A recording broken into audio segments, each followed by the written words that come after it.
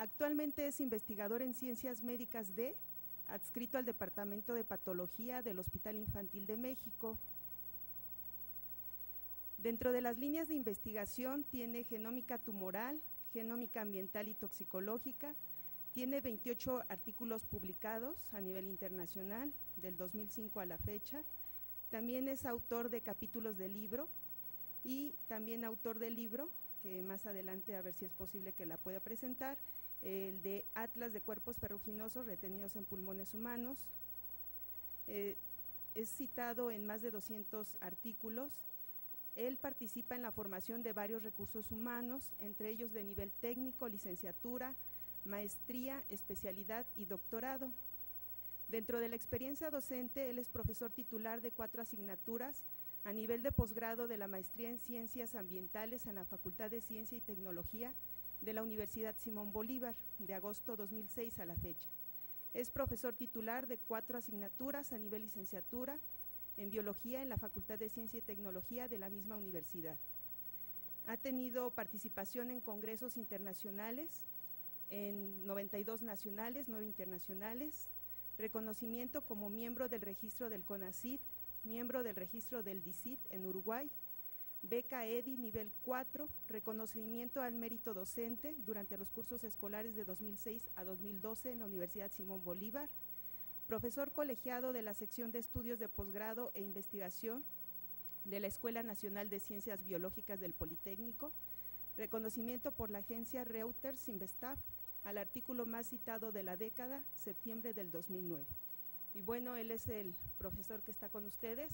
Les va a presentar el tema, los cuerpos ferruginosos, indicadores de contaminación ambiental y de exposición ocupacional, experiencia durante 22 años de estudio en México. Bueno, bienvenidos y además un paréntesis, bienvenidos a los alumnos de la Universidad Simón Bolívar que están con nosotros. Están alumnos también de la especialidad del IMSS y también de la especialidad de Pemex.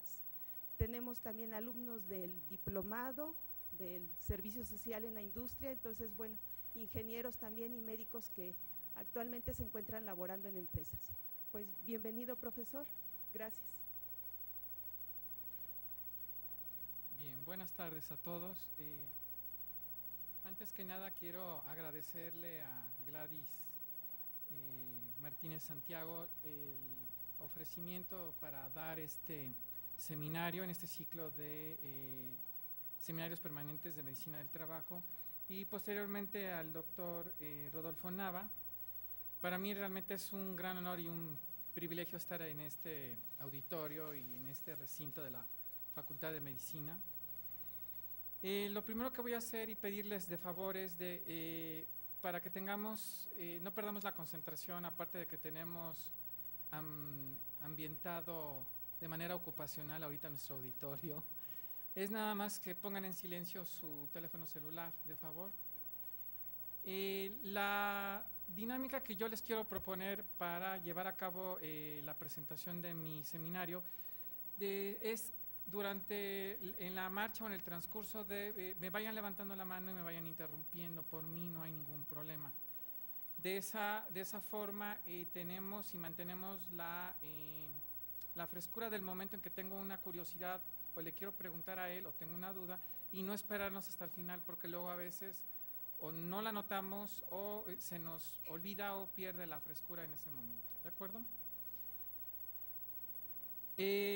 Venir a exponerles de este tema de los cuerpos ferruginosos realmente me remonta a las primeras etapas de mi vida como investigador, estudiante y de investigador en el Instituto Nacional de Cardiología Ignacio Chávez. En ese entonces era un grupo que se empezaba a formar por el doctor Álvaro Osornio Vargas y el doctor Roberto Barrios del Valle, que se coordinaban con la doctora Tere Fortul, de aquí de Facultad de Medicina, y eran los primeros que comenzaban realmente a trabajar a diferentes niveles los efectos, para empezar, de que cuando se iba incrementando y se estaba incrementando la contaminación en la Ciudad de México, empezaba a haber efectos realmente en el pulmón. Mi guía y mi mentor es el doctor Álvaro Osornio Vargas. Él ahorita ya reside en la ciudad de Ottawa, en Canadá, y él fue el que primeramente me introdujo a este tema y este área de el monitoreo de exposición a partículas o polvos inorgánicos. Posteriormente, quien reforzó esto fue después la doctora Margarita Salazar Flores. Actualmente ella está jubilada, ella fue jefa del Departamento de Patología del Instituto Nacional de Enfermedades Respiratorias, y realmente ella fue como la verdadera piedra angular para poder seguir y no dejar este tema, y que bueno, me motivó y me invitó siempre a seguirlo y bueno, hasta llegar a hoy en día a generar la publicación de un atlas, que más adelante hablaremos de él, y que realmente es un poco el homenaje, este atlas, a todo el esfuerzo de ella, que espero que en el transcurso de este semestre en el Simón Bolívar le podamos hacer con la presentación del libro un homenaje a ella, porque ya han pasado muchos años y la veo que se está deteriorando mucho, entonces quisiera que esto se haga como se debe de hacer, el reconocimiento en vida. Bien, vamos a arrancar. Yo trabajo en el Departamento de Patología en el Hospital Infantil de México, y estando en el hospital, en el Departamento de Patología, nunca olvidamos trabajar la parte morfológica. Entonces la morfología es una parte angular en el departamento, y algo que no he dejado y he tratado y mantenido es justamente a través de los proyectos de descripción de partículas inorgánicas. Pero realmente lo que más trabajo son marcadores moleculares de exposición prácticamente a hidrocarburos aromáticos, ambientales, fumadores, humo de leña, y bueno, pues esperemos que haya la posibilidad de hacerlo ya de manera ocupacional. Nos vamos a ir despacio, poco a poco, caminando en el tema. En el largo del camino de haber llegado a los 22 años, ha habido escalones difíciles de subir, como lo hizo este regordete en el Zoológico de Viena. Pero bueno, comenzamos. A inicios del siglo pasado, en realidad, comenzó la descripción de los cuerpos ferruginosos. En ese entonces se manejaban como realmente como cristales, y como tienen un color, la palabra ferruginoso nos hace alusión a fierro, y el fierro tiene color, entonces da un color, y los primeros investigadores los describían como cristales o cuerpos curiosos y además pigmentados. No fue sino hasta en 1927 cuando por primera vez se dio la descripción de su presencia asociada a la alteración o al daño histológico en el pulmón, que es la asbestosis, es decir, la fibrosis pulmonar debida a la inhalación de asbesto. Y fue de los primeros artículos que se publican en esta revista de impacto todavía, el British Medical Journal.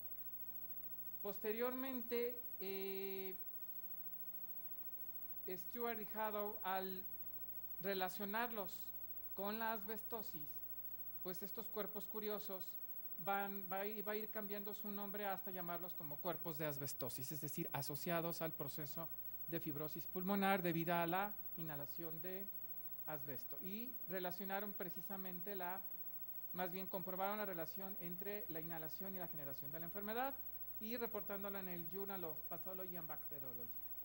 Pasaron casi 40 años hasta que varios autores, sobre todo en Alemania, le cambian el nombre a los cuerpos de asbestosis y los llaman de asbesto.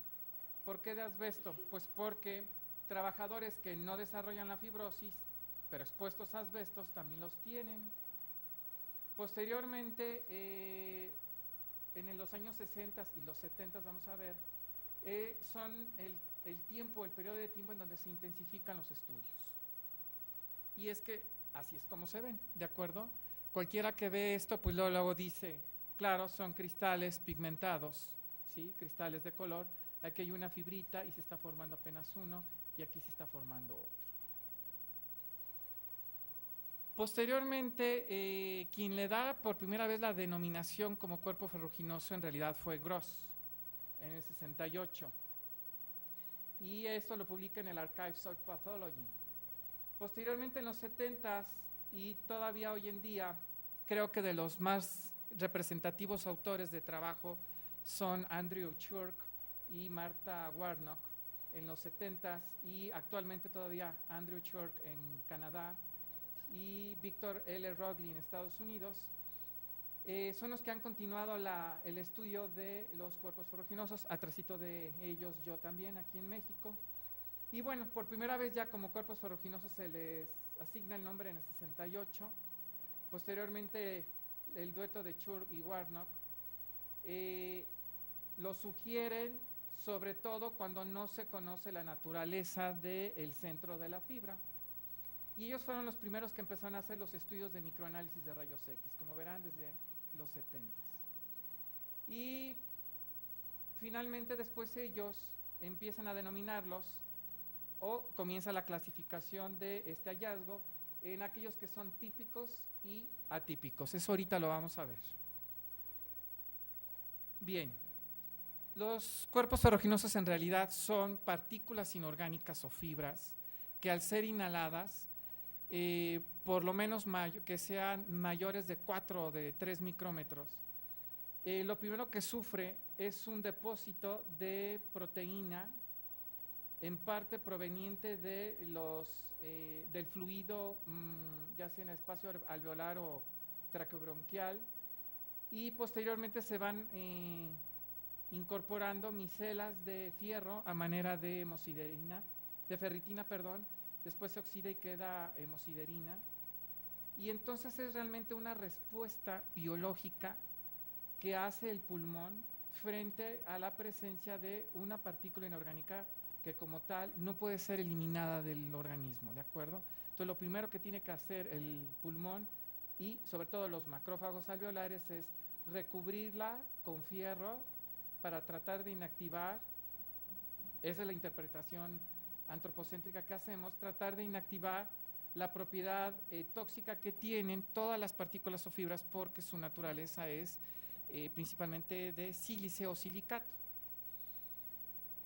Pero normalmente las células que lo fagocitan mueren, se liberan, y en realidad lo que en el transcurso del tiempo debe de suceder es que todos estos cuerpos ferruginosos que se forman en el pulmón tienen que irse moviendo y llevados por el fluido linfático a cualquier espacio fuera del pulmón.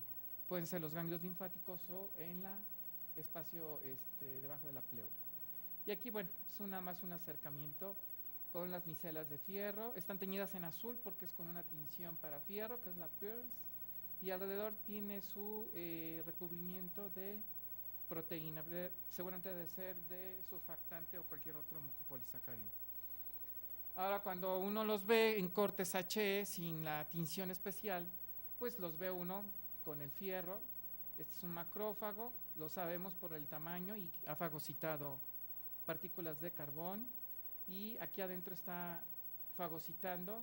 Esto ya son restos, marcas de fierro, que seguramente en otro tiempo otras células lo realizaron.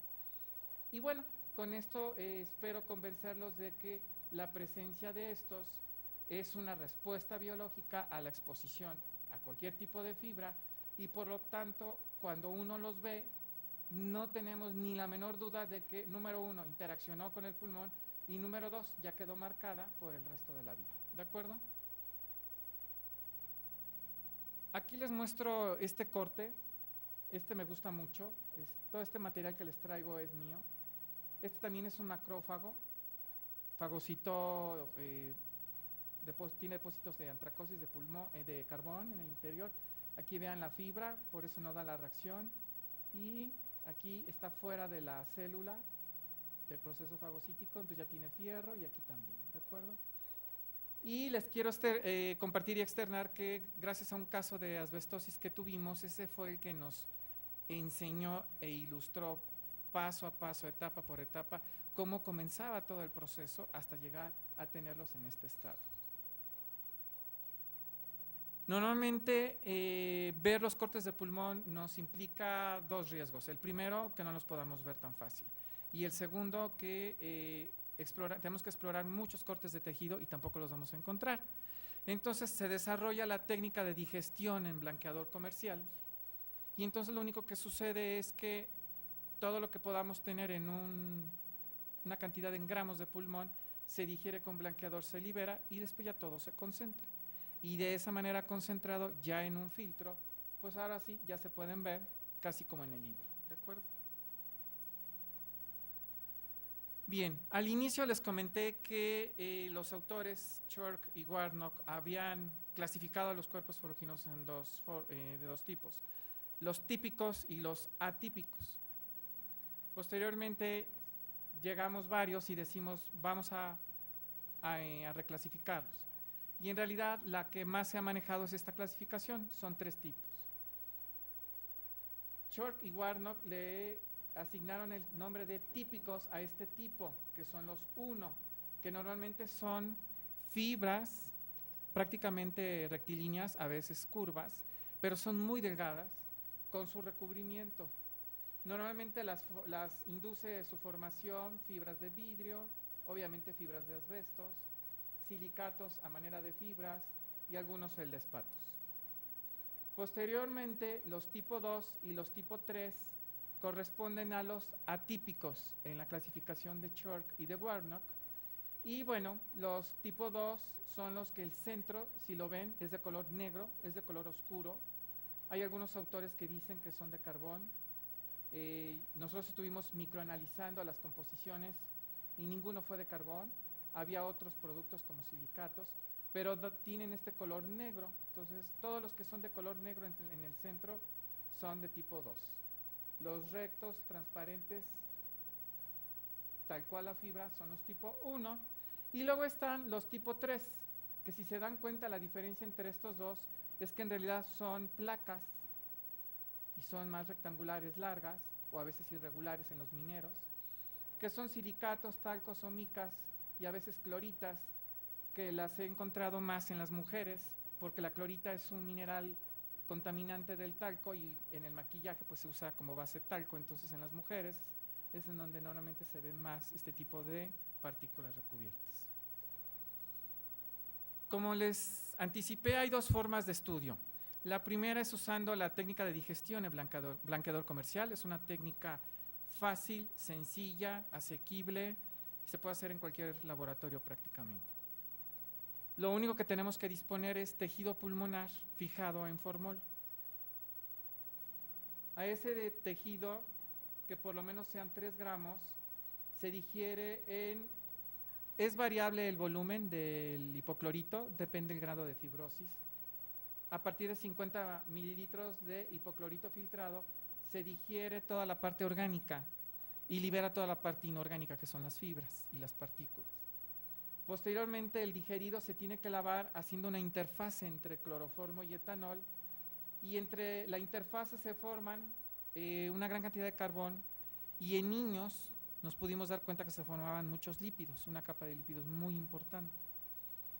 Después que ya se hacen estos procesos de lavado, la membrana de Millipore se aclara metiéndola en gileno, se transparenta y ya queda lista para montarla en una preparación con su porta y su cubreobjetos, lista para observarla al microscopio y leer y barrer toda la membrana y cuantificar a mano, uno tras uno, e irlos clasificando. Es una técnica muy fácil de realizar. Y la otra, lo que les dije, es utilizar el análisis histológico, es decir, los cortes, pero pues hay que meter varios cortes, por lo menos 5 de cada zona que se haya metido a muestrear, para buscarlos ya sea en teñidos en HE o con la tinción para fierro. Todo el tejido se tiene que analizar, se tienen que contar, y por lo menos en mi experiencia, en una de mis publicaciones, demostré que cuando se encontraba uno, por lo menos en corte, ya nos estaba diciendo, insinuando que hay una exposición ocupacional. Y en el momento en que ves 2, 3 o 5, 7, no tienes ni la menor duda de que hay una exposición ocupacional, normalmente más de 1000. Sin embargo, el último proyecto que hizo Rebeca con respecto a cuerpos ferruginosos en pulmones de niños, ella pudo demostrar que por lo menos en 3 casos ya había desde el pulmón en los niños, y sus concentraciones fueron muy bajas. Lo que sucede es que para trabajar pulmones en niños no se ha hecho realmente, hay solo 2 estudios en el mundo y los hicieron desde hace más de 20 años. Entonces, cuando yo retomo el tema, nos damos cuenta de que en los niños las cosas cambian un poco. Bien, les voy a hablar un poco de cómo es la frecuencia y casuística, pues, de cada tipo morfológico. Vamos a empezar con los primeros, los tipo 1, por categoría ocupacional. Estos, que son los rectos, son los que son más representados en todas las categorías ocupacionales estudiadas. Aquí están puestas en color rosa, son de mujeres. La 1 es exclusivamente amas de casa y la 3 son mujeres que tienen actividades intramuros fuera de casa. Si una mujer entra a trabajar en la industria de la construcción, que ahora es más frecuente, o empleos manuales, a pesar de, obviamente, ser mujer, por el tipo de exposición se pasarían a categoría 4 y 5. Pero bueno, acá lo importante es mostrarles que forma 3/4 partes, o el 75% aproximadamente, de la partícula, el tipo 1 más frecuente en las categorías ocupacionales, que no implica la exposición a polvos como tal. En mineros la historia cambia y ya veremos cómo va cambiando. Estas son las diferentes morfologías que pueden ustedes, o que he podido corroborar. Recubrimientos menos fragmentados, más fragmentados, ligeros, muy ligeros, recubrimientos dobles o triples en algunas. Vean una fibra semicurva, aquí irregular, y casi todas rectas. Hay un pleomorfismo importante en su presencia. Y cuando analizas un digerido de un trabajador del asbesto, pues lo primero que ves, para empezar, es fibra, fibra, fibra, fibras, fibras, fibras, algunos ya recubiertos, otros con recubrimiento ligero, otros en proceso, unos ya muy maduros. ¿Sí me explico? Luego te das cuenta cuando ya hay exposición ocupacional. Así es como se ve cuando haces el digerido pulmonar, ya limpio, sin carbón y sin lípidos. Bien, ahora toca hablar un poco de lo que es el análisis elemental, el microanálisis de rayos X de los cuerpos ferruginosos. Y aquí debo de reconocer el trabajo que hicieron dos alumnos. David Rodrigo Quintero Casas, que egresó de la maestría en Ciencias Ambientales, y de David Villeda Cuevas, que está por egresar de Biología, ambos de la Universidad Simón Bolívar. Entonces ahora lo que haces es, una vez que ya tienes las partículas, las llevas a un microscopio electrónico de bajo vacío, acoplado a detector de rayos X. Por fortuna, nosotros estamos realizando esto en el Instituto de Física, aquí en CEU, y ellos son los que nos han apoyado para hacer los microanálisis de rayos X. ¿Qué es lo que haces? Le pides, o tú determinas, centrando la descarga de electrones en una región, cuando se puede, como en este caso, de la fibra, para que te genere un espectro de rayos X y te genera un barrido, que después lo comparas en catálogos mineralógicos y vas sacando de qué tipo de partícula es.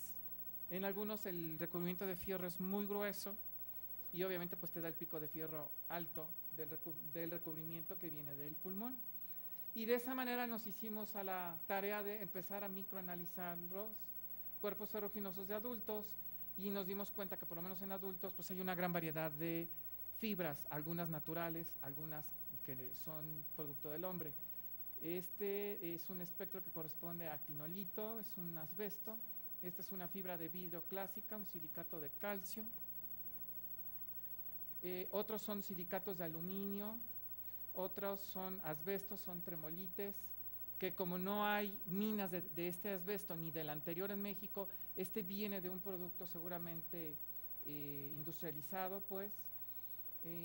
Silicatos de aluminio, son difíciles de saber si son naturales o no. Y de esa manera logramos hacer una documentación de varios microanálisis de muchas partículas en adultos. Tengo preparados acá 5 CDs con los 7 artículos que son los más representativos de mi trabajo. Si están interesados se los puedo dar. Y ahí viene el primero, el de los artículos de microanálisis de rayos X. Hay mucho todavía que estudiar y seguir con este tipo de partículas, las tipo 1. ¿Por qué? Porque ya documentamos, por lo menos en México, que hay una gran diversidad de naturalezas inorgánicas que además son diferentes al asbesto y también a las fibras de vidrio. Hay casos que ya documentaron principalmente en Europa que fibras de dacrón y de nylon inhaladas pueden también inducir la respuesta de cuerpo ferruginoso.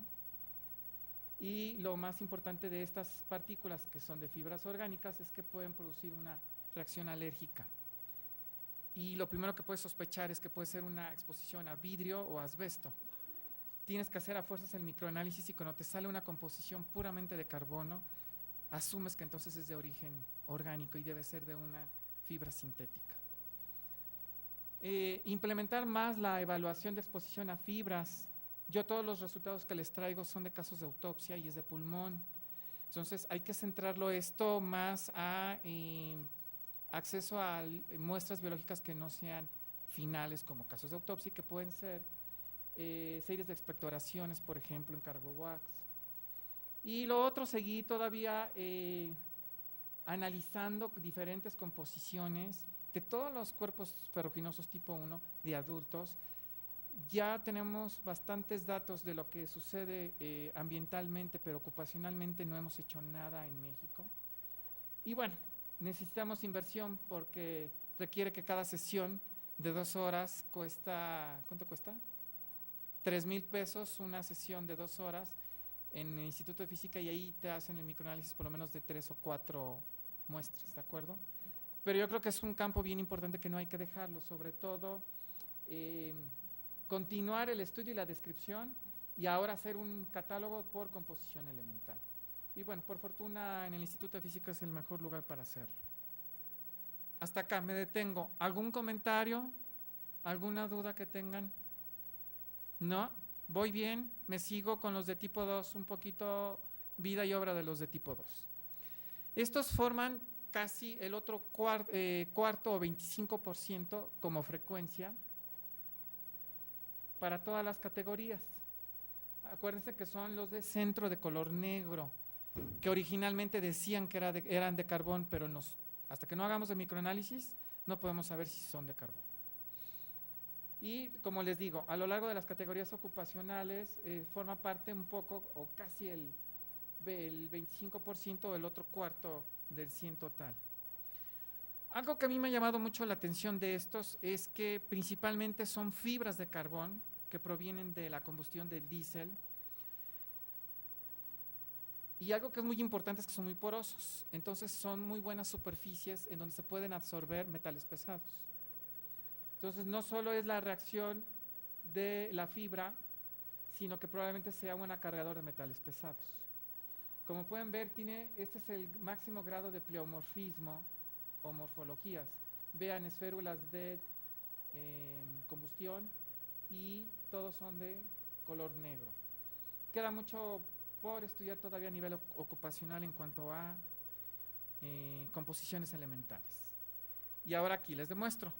Lo que nosotros veíamos morfológicamente en el microscopio de luz como de color negro, cuando hacemos microanálisis de rayos X, pues no nos dice que es carbón. Una nos dice que es un silicato vítreo, bueno, más bien 2, y su aspecto al microscopio de luz era de color negro. Entonces, decir que los de tipo 2 son negros, son de carbón, no, es un gran error, no se debe de hacer. Y lo otro más importante, vean este es oscuro y resulta que es una erionita. La erionita, los depósitos existen en Turquía y yo no sabía que hay uno aquí en México. Y gracias a este caso supe que había un depósito por este trabajador que presentó este tipo de partícula y que al microanalizarla y yo mandarla al Inhalation Toxicology me lo regresó el revisor y me dijo, revísate porque hay depósitos de erionita en México. Cuando me lo regresó yo dije, erionita en México no puede ser. Por fortuna el Instituto de Geología tiene una descripción bastante buena de los estratos naturales y efectivamente hay erionita en México. Y erionita hacia Hidalgo y hacia el norte del Estado de México. Y este era un residente del Estado de México al norte. Entonces, como verán, el estudio nos empieza por la singularidad a empezarnos a ubicar y a rastrear geográficamente y a corroborarnos lo que de manera natural puede existir en el lugar. ¿De acuerdo? Este caso fue bastante bueno. Hay mucho pendiente de hacer todavía para seguir estudiando los cuerpos ferruginosos tipo 2.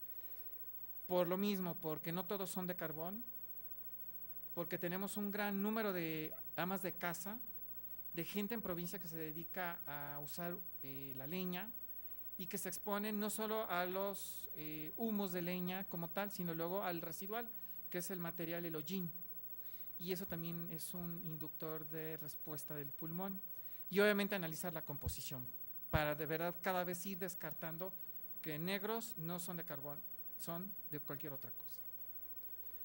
Y vámonos con los últimos.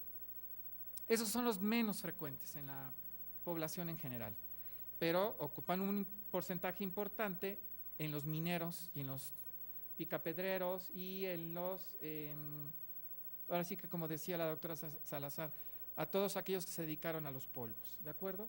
Es un hallazgo ligeramente mayor en los hombres con actividades intramuros como nosotros. Lo que sospechamos que probablemente son de los recubrimientos de los plafones o de los muros falsos, se estén liberando a lo mejor silicatos, los inhalamos porque pasamos todo el tiempo ahí y probablemente ese sea el origen en este caso. En todos los demás no está muy representado, como podrán darse cuenta, pero sí ocupa un porcentaje importante principalmente en los mineros. Acuérdense que son las plaquitas de silicatos y estos son también altamente pleomórficos.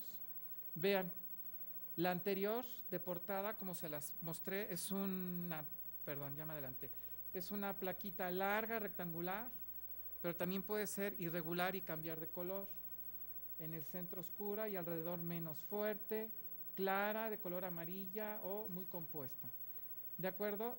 Esto es lo que uno puede ver en un digerido pulmonar de un minero. La verdad es que cuando me tocó la oportunidad de ver los mineros y los expuestos ocupacionalmente, aprendes mucho ahí de saber toda la diversidad, toda la complejidad y todo lo que el pulmón recubre, porque recubre hasta residuos de soldadura de fierro, recubre prácticamente todo y no te lo enseñan más que estos casos, ¿de acuerdo? Y obviamente haces el microanálisis de rayos X y vas documentando aluminosilicatos o estos que son los más comunes que vemos en mujeres, que es la clorita, que es un mineral, les digo, contaminante del talco y pues bueno, ustedes usan maquillaje y la base de su maquillaje es talco y pues les toca clorita también, ¿de acuerdo? Y aquí está otro con clorita. ¿Qué pendientes hay todavía por estudiar en los tipo 3? Pues precisamente en el caso de los mineros, hacer una descripción de la complejidad de todo lo que existe realmente ellos al estar en su trabajo, de toda la inhalación y los estratos a los cuales se están exponiendo, porque no hay realmente mucho, y menos en nuestro país. Y analizar la composición, como les digo, para ver toda esa complejidad que nos explica mucho todo lo que le va sucediendo al pulmón cuando lo vas viendo ya con la antracosis o con la silicosis, ¿no? Hasta acá, me detengo. ¿Preguntas o comentarios? ¿O inquietudes? Allá. La erionita es un mineral, es un silicato de calcio con otros metales pesados y no es de origen industrial. Y si tú no sabes y existe ese depósito y estás cerca de un terraplén o un terreno abierto y hay tolvaneras, podrías estarte exponiendo a ella sin saberlo. Y la erionita, por lo menos en Turquía, la han reportado como fibrogénica y patógena, capaz de inducir una fibrosis en el pulmón. ¿De acuerdo? ¿Sí? ¿Alguien más? No, nos seguimos entonces. Ahora, les voy a hablar del estudio que hicimos en el INER, trabajando solamente casos ocupacionales. Se trabajaron 40 casos expuestos ocupacionalmente y se parearon por la misma edad casi y obviamente en sexo. Y esos son los datos. La edad promedio de los expuestos fue de 59 años y de los controles o los testigos fue de 58 años. Muy parecidos. El intervalo de las edades fue de 21 a 75, 22 a 76. Lo que sí les puedo decir es que los no expuestos fueron los fumadores más fuertes, 280 cajetillas al año contra 64 de los ocupacionales. Se hizo una búsqueda de cuerpos ferruginosos por digerido y en cortes histológicos. Esos son los resultados. Como verán, la mediana de concentración fue de 194 en los ocupacionales y las distribuciones fueron desde 0 hasta 26.928 partículas por gramo. Esto es un estimado, obviamente. Les puedo jurar que nadie va a contar 26.968 partículas. Entonces, lo que uno hace es un estimado por campo sobre la superficie final del filtro, que es circular. Y entonces, en realidad, este es un estimado. Contra la mediana de los controles, que es de 34. Vean la gran diferencia. Y su intervalo, que es hasta 328. Algo que es importante es que de los ocupacionales, 19 tenían diagnóstico de lesión ya en pulmón, fibrosis, y 4 de estos 19 tenían precisamente los cuerpos ferruginosos en corte histológico. Aquí les muestro por intervalos de exposición, que es lo que nosotros en 22 años y con más de 800 casos de autopsia que hemos trabajado, son los 3 intervalos de exposición que hemos propuesto. Cuando es de 0 a 100, es el rango de exposición que no es ocupacional y corresponde a la población en general. Los ocupacionales solo representaron el 30% y más del 70% lo representaron nuestros controles. El extremo máximo es más de 1000 y ahí está representado obviamente un cuarto de los ocupacionales y ninguno de los testigos o de los controles. Y hay un rango que es el que le llamamos nosotros el rango de exposición ocupacional no documentable.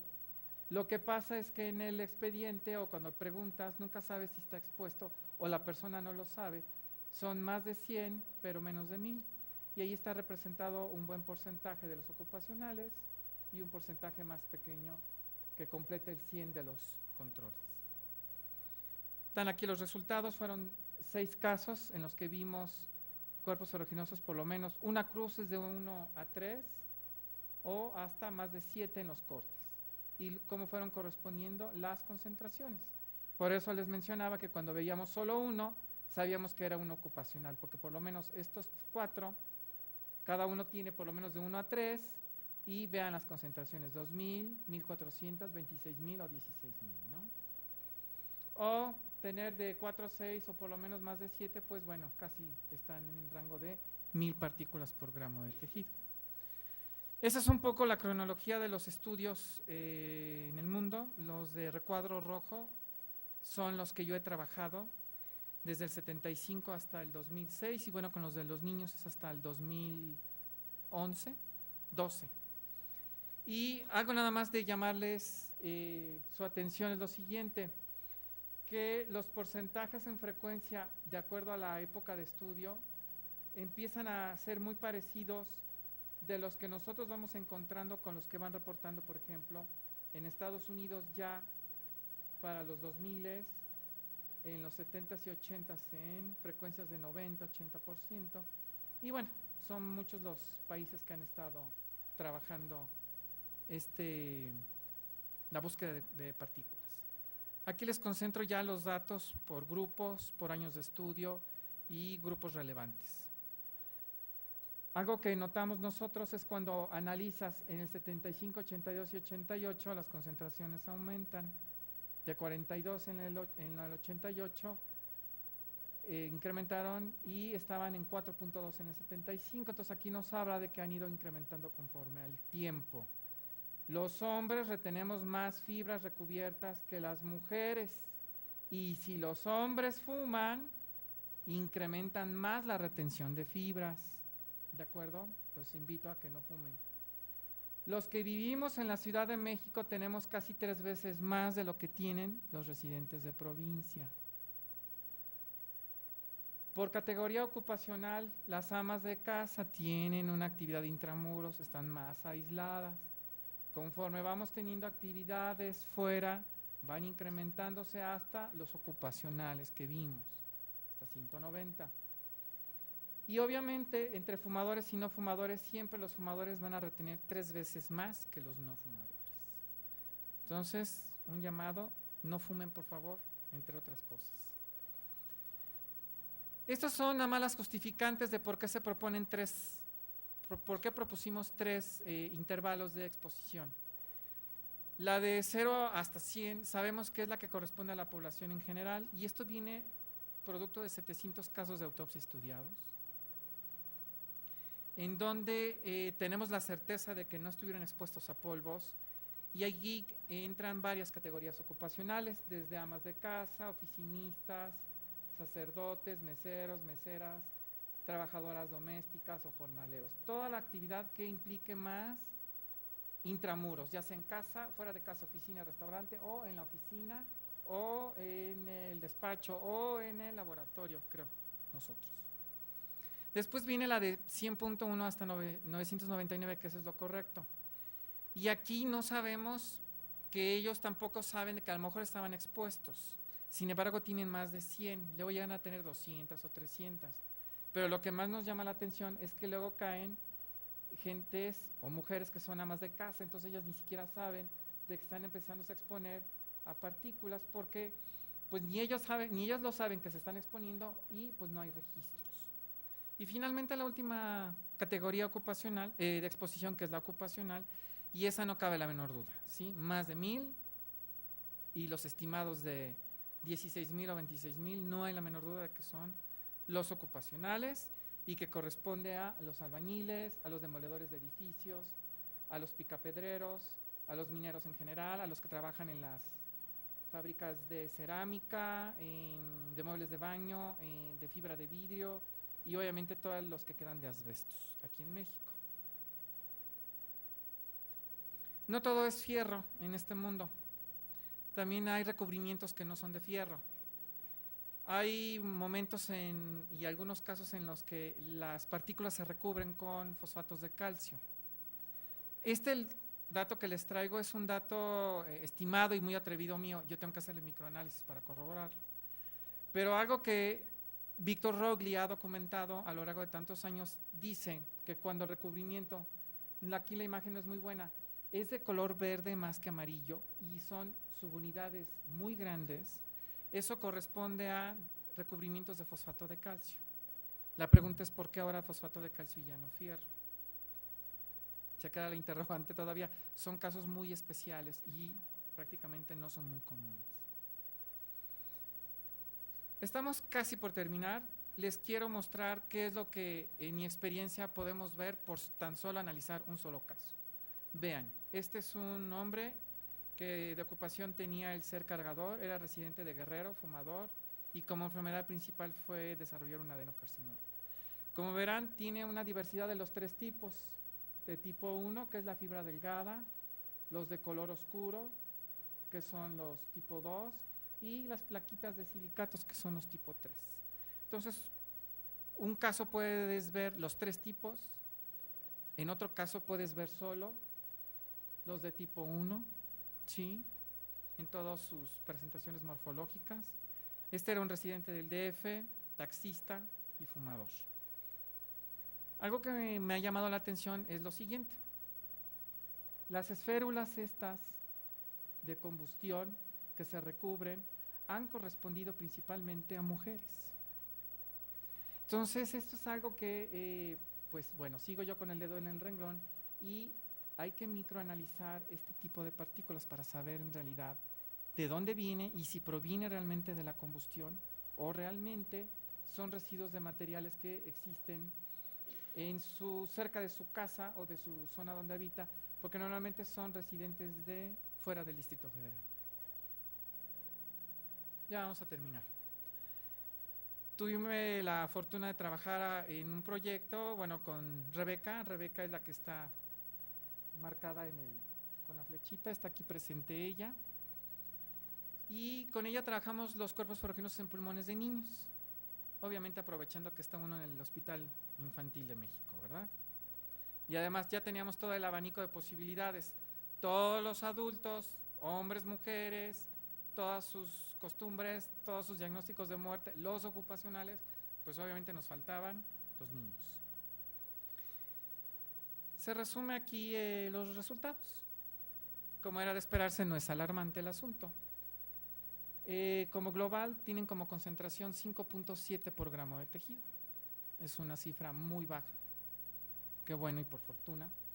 Que no hay diferencias entre si son niños o niñas, o sea, por sexo. Hay una ligera diferencia entre que los de provincia retienen un poquito más, pero nosotros estamos asumiendo de que a lo mejor lo que sucede es que ellos no tienen piso firme y entonces el niño es el que se está exponiendo a lo que está levantándose de no existir el piso. Por eso hay un programa de impulso de pisos firmes en provincia y pues muy importante. Y por edad, los menores y los mayores de 5 años, pues no hay realmente diferencia. De los tipos morfológicos, ninguno presentó los de tipo 2, o sea, los de color negro, lo que nos sugiere fuertemente de entrada es que no están expuestos a productos de combustión, de combustibles, diésel. Pero lo que sí fue muy importante es que es homogénea su exposición. A pesar de que pueden tener de tipo 1 o 3, todos son aluminosilicatos. ¿Se acuerdan que en adultos teníamos de todo? Erionitas, cloritas, fibras de vidrio, silicatos de aluminio, feldespatos. En niños no. En niños es muy homogénea. Y nos resulta bastante lógico porque el niño tiene más actividades intramuros que andar como nosotros moviéndonos, oyéndonos, a estar exponiendo a diferentes atmósferas, ¿no? Y se hizo el trabajo de microanálisis de rayos X, ahí está. Entonces, como verán, son partículas muy delgaditas. Estas de tipo 3, estas son de tipo 1. Aquí quizá la proyección no ayuda mucho, pero es muy delgadita.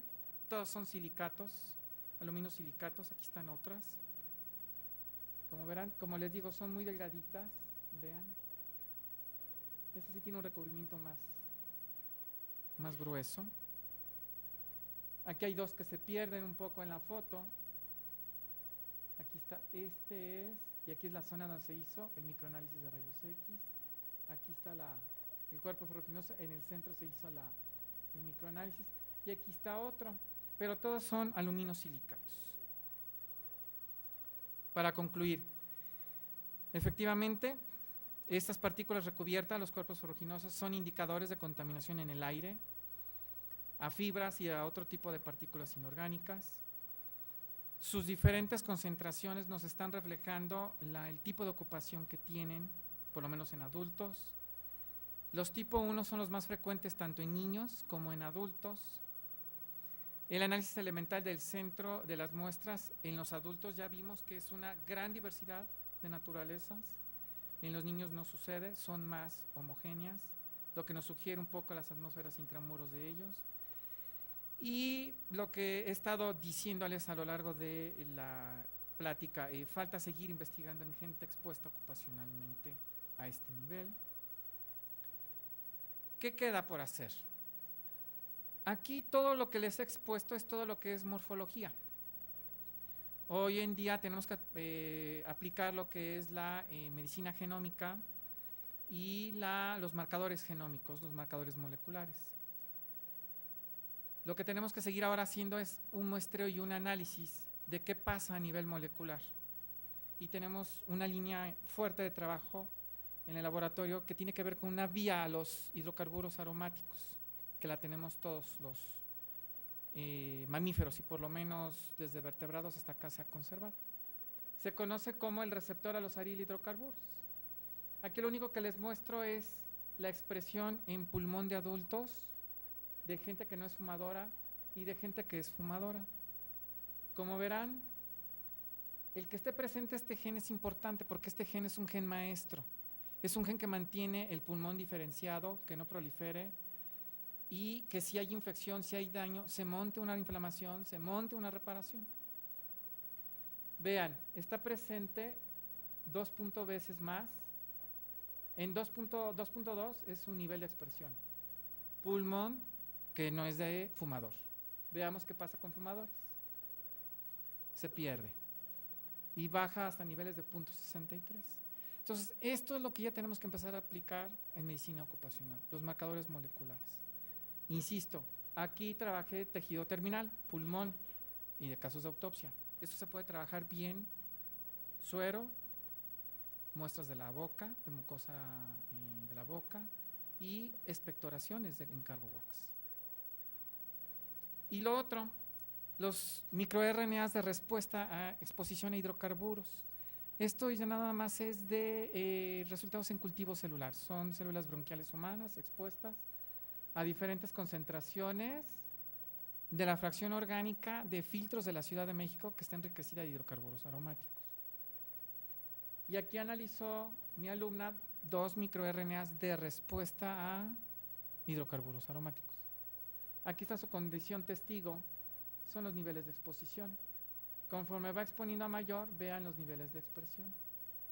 Entonces son marcadores muy sensibles que se pueden trabajar en suero, en mucosa de la boca o en series de expectoración.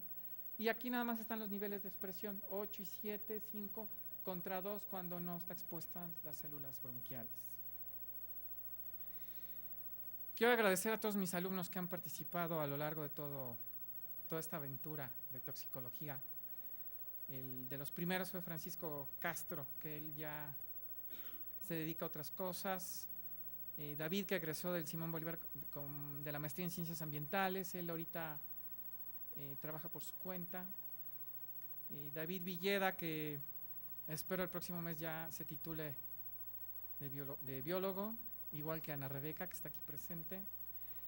Y ellos 4 fueron los que me han apoyado en todo este viaje, como mis alumnos, de la parte de cuerpos ferruginosos. De la parte de marcadores moleculares a Gaby Miguel, que ya se tituló de biólogo en el Simón Bolívar, y a Elisa como maestra en ciencias también ya egresó. Obviamente a Álvaro Osorio, que fue el que me llevó a esta aventura de las partículas recubiertas. A la doctora Margarita Salazar, que en el INER fue muy necia y tenaz en que se siguiera, y se siguió hasta que se acabara todo. Actualmente con la doctora Rosa María Rivera también seguimos en el INER trabajando, el servicio de microscopía electrónica del Instituto de Física. Si hay algo que les pueda yo apoyar, ayudar o despejar o generarles más dudas, que espero, ahí está mi correo electrónico. Y ese es un poquito comercial que me pidió Gladys que lo hiciera. Traigo solamente 6 CDs preparados con los 6 o 7 artículos que he sacado. Son los PDFs, esos los pueden tener quien lo quiera solicitar sin ningún costo. Y la otra es que, bueno, está publicado ya todo en un atlas de cuerpos ferruginosos que lo editó la editorial académica española que reside en Alemania. Decidí hacerlo ahí porque trabajan de una manera consciente con el medio ambiente, entonces solo se editan y se publican los que bajo demanda se piden, y no hacer el tiraje de 1000 o 2000 que al final se venden 30 y terminas comprando todos y después ya no sabes qué hacer con ellos. Entonces los traje, no sé que no es un precio muy barato, pero bueno, se los estoy trayendo en 500 pesos. Su precio real es de 39 euros. Entonces, si quisieran, si estuvieran interesados, lo quisieran adquirir, traigo por lo menos 5 ejemplares que están a su disposición. Y pues para terminar, compartirles en esta diapositiva de ser conscientes, ¿no? Hacernos mejores, utilizando menos el carro, reciclando más, hacer uso de manera consciente del agua, cuidar los árboles, cada vez que podamos usemos la bicicleta, apagar nuestros electrodomésticos porque consumen y sí calientan el planeta, y pues ayudar a detener el calentamiento, ¿no? Es todo. Gracias.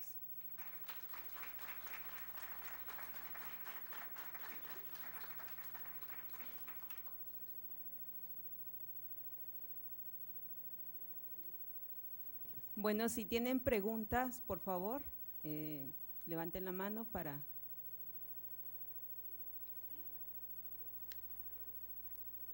De nada, Pepe.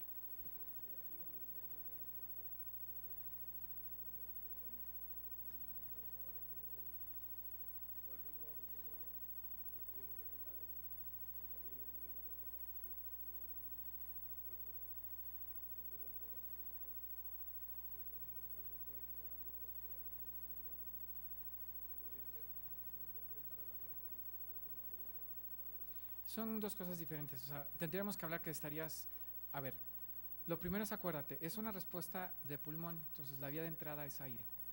Tu alimento, tu vía de entrada es digestiva, entonces es otra cosa. Entonces está lejos de que suceda una respuesta de marcaje y ahí estaríamos pensando que estarías ingiriendo vegetales completamente llenos de tierra, ¿no? Pero no te va a hacer reacción porque es un mecanismo propio, único y característico del pulmón. Entonces la vía de entrada tiene que ser inhalada solamente, por ahí. ¿Sale? ¿Alguien más? Sí.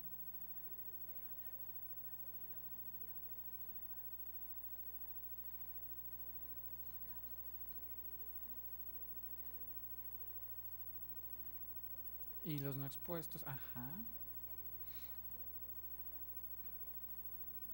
Que ya había daño en pulmón.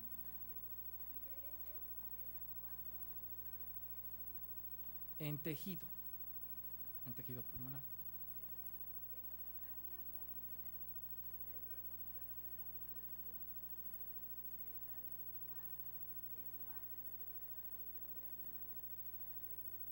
A la neumoconiosis.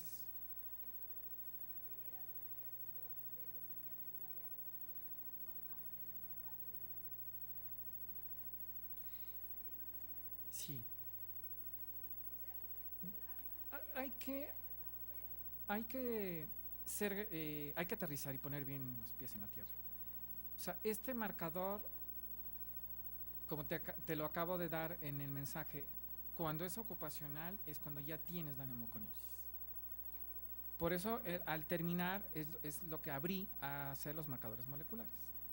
Entonces, tu marcador cuerpo ferruginoso, cuando tú ya lo ves y ya lo encuentras, lo que ya te está confirmando es lo que ya tú ya sabes. Ni siquiera que fallezca, sino desde el estudio de gabinete, lo que tú ves y tú sospechas y te lo dice el neumólogo y ves el hallazgo, tú ya lo corroboraste.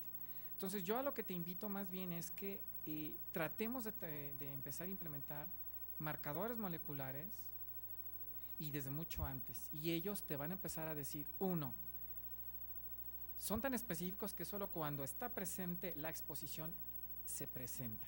Si tú lo retiras, tú lo sigues monitoreando por algún marcador molecular, por ejemplo algún gen o algún microRNA, y el microRNA deja de marcarte y te refleja lo que está sucediéndole en el uso y costumbre del trabajador.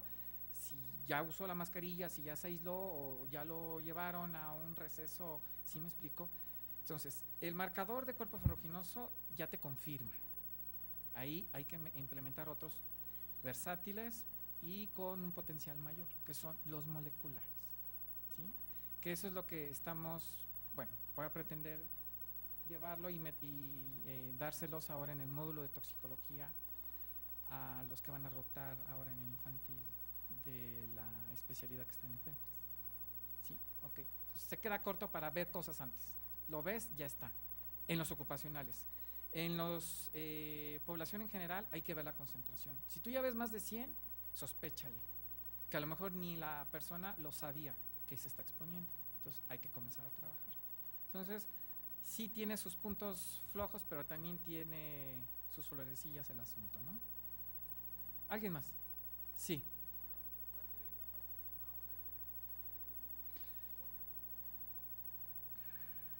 Fíjate que nunca lo he hecho porque todo lo he hecho siempre por investigación y cuando me lo han pedido por casos siempre ha sido sin costo. Te puedo decir que las membranas de Millipore son las más caras. Y más caras te estoy hablando que 200 membranas te salen en 2.300. O sea que ya tienes para 200 casos.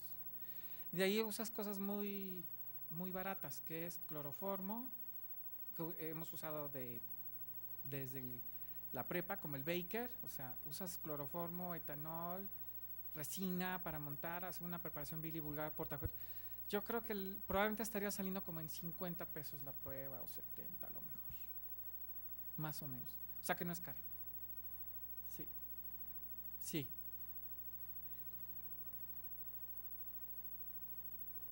Muchas gracias.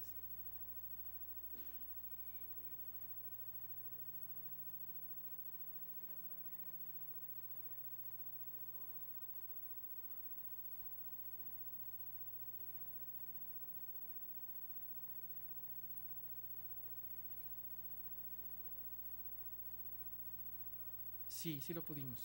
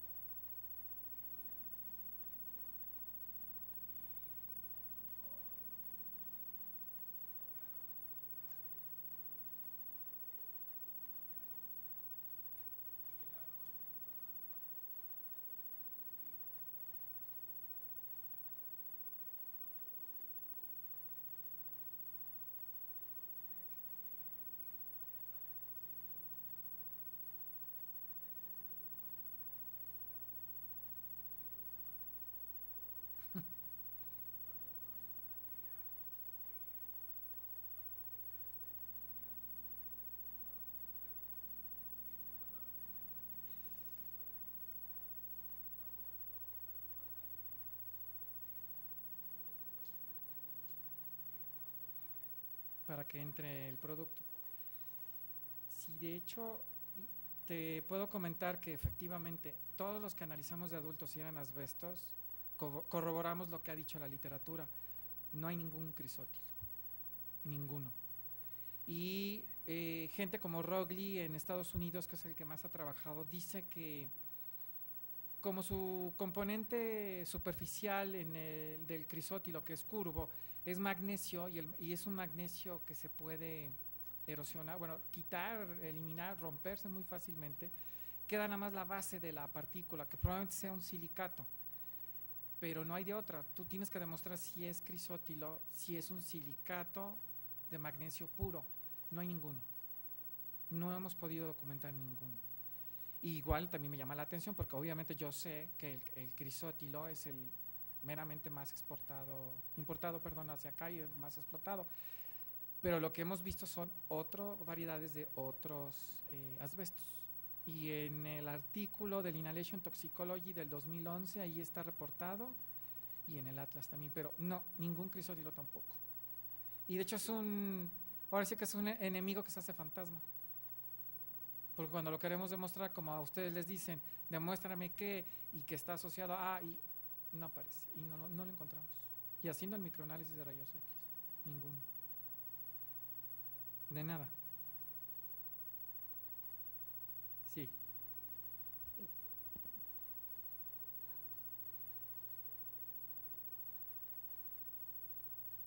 Uh-huh. Uh-huh.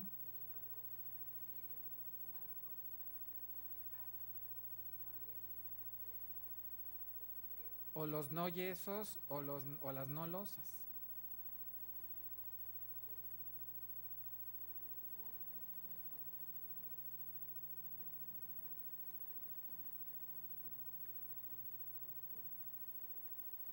No, no, de hecho la sospecha más grande que tenemos, y bueno, yo espero que me dé tiempo, es sí realmente armar un buen grupo de mujeres, y de hecho no llegar hasta el caso de autopsia, pero que esté corroborado que su casa habitación, una, no esté recubierta y dos, no tenga piso, contra aquellos que sí lo tienen. Entonces yo creo, y estoy muy convencido y casi seguro de que lo que está sucediendo, porque tenemos casos de amas de casa que se salen, y andan en 300 o andan en 270, ¿no? Y es cuando dices, a ver qué está pasando. Y cuando revisas los datos, son de provincia para empezar.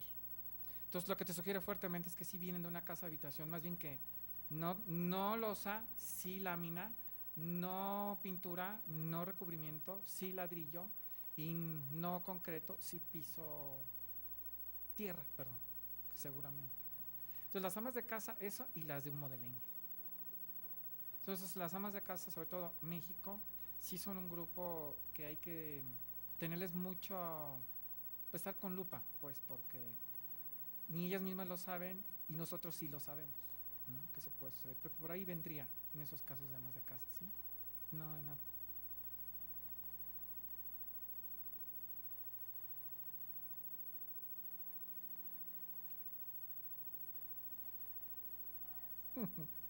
Irene.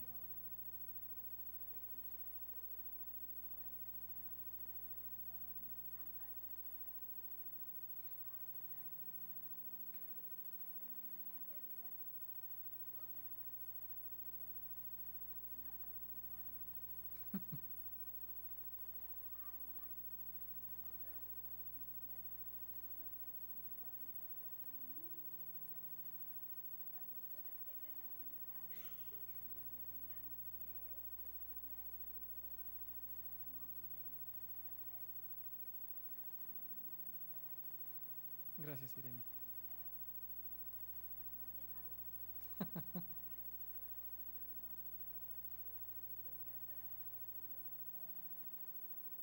Medicina del trabajo.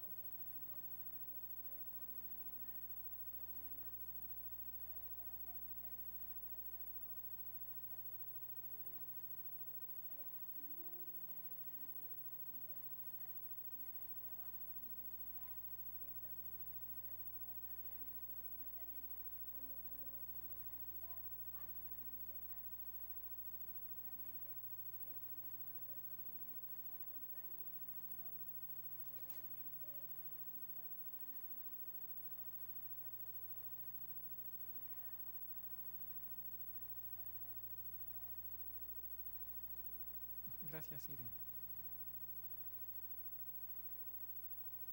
Creo que ya. Bueno, quisiera hacer algunos comentarios. Nosotros tuvimos la fortuna de conocer al doctor Francisco Arenas Huertero por la doctora Irene Rivera. Ella es patóloga del Hospital Central Sur de Picacho, en Pemex. Y esto fue porque nos llegó el caso de un trabajador de Petróleos Mexicanos. Él en el 2008 se le detectó una enfermedad pulmonar, se sospechó en un mesotelioma pleural y bueno, y él reclamaba que esta enfermedad había sido adquirida en Petróleos Mexicanos. Él trabajó para Pemex 26 años y como sabemos la latencia de este tipo de enfermedades es de más de 20 años o incluso hasta 40, ¿no? En el caso del asbesto. Entonces en este trabajador llegó a medicina pericial y bueno, lo empezamos a estudiar. Efectivamente tenía una enfermedad pulmonar, se le diagnosticó mesotelioma pleural a través del área de neumología y de patología, pero nosotros teníamos que demostrar que este trabajador, esta enfermedad que tenía era por exposición a asbesto cuando él trabajó en otra empresa, en donde realizaban empaques para partes automotrices a base de asbesto. Actualmente la empresa sigue trabajando, sigue en funcionamiento, pero ya no utiliza asbesto. Bueno, y aquí en este caso entramos a internet, ya saben que ahí aparece todo, y bueno, esta empresa tiene muchas demandas, pero de las esposas que fallecieron por exposición a este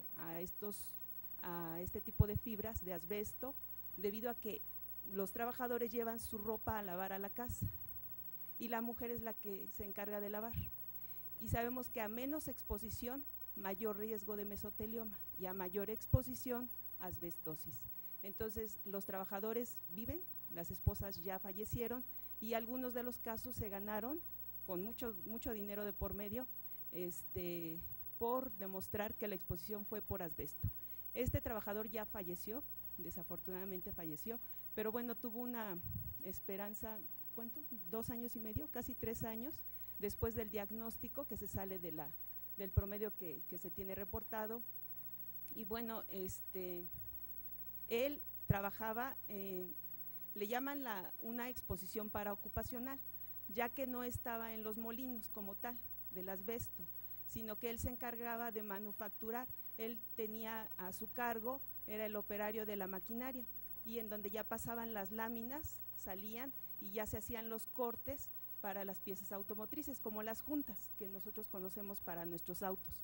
Bueno, él estaba expuesto ahí y bueno, se hizo el análisis a través de patología, llegamos con el doctor Arenas Huertero y efectivamente se demostró la exposición, incluso salió exposición a otro tipo de agente, que en este caso era de humos de soldadura, y falleció y finalmente ya no fue de Pemex, ¿no? Esta enfermedad fue adquirida antes de que ingresara a Pemex, 26 años antes, ¿no? Y bueno, pues quiero agradecer al doctor Arenas Huertero, a la doctora Irene Rivera también, a todos ustedes y felicitar al doctor por su brillante exposición y además comentarles que él a partir de este año es profesor de la especialidad de Medicina del Trabajo y Ambiental. Tendrán la fortuna los siguientes residentes de 4º año en rotar en el hospital infantil y bueno, pues aprovechar todos estos recursos que tenemos, gente experta en México, en el área ocupacional hace falta mucha investigación y bueno, es una invitación para continuar haciendo este tipo de trabajos Y nuevamente, doctor, muchas felicidades. Le entrego su constancia a nombre del doctor Rodolfo Nava, y un aplauso para el doctor. Gracias.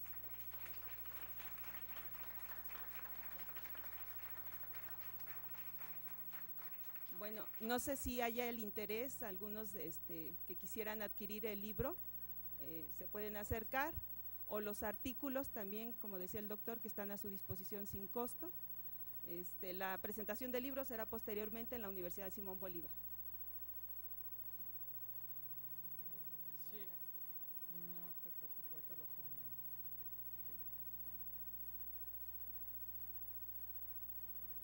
Es que se ve hasta abajo, ¿no? ¿Sabes qué? Espérame.